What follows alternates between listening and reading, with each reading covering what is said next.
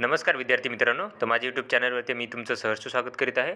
तर तुमच्यासाठी एका महत्त्वपूर्ण विषयावरती व्हिडिओ घेऊन आलो आहे, तो म्हणजे महाराष्ट्र शासनाच्या वन विभागामध्ये जे वनरक्षक पदाकरिताची भरती प्रक्रिया सुरू आहे, तर त्याचं ग्राउंडचं टाईमटेबल आलेलं आहे.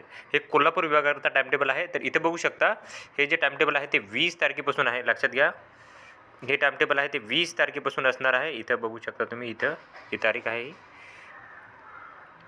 20 तारखेपासून असणार आहे ते 29 फेब्रुवारीपासून 20 ते 29 फेब्रुवारीपर्यंत असणार आहे. कुठे असणार आहे तेही सांगेल. हे जे असणार आहे ते असणार आहे पंचताराकीत महाराष्ट्र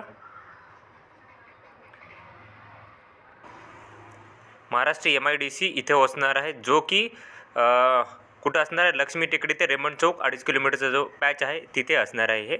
तर दररोजच्या 7 बॅचेस काय करणार असणार आहे. सकाळी 3 बॅचेस असणार आहे आणि दुपारी सकाळी 4 बॅचेस आणि दुपारी 3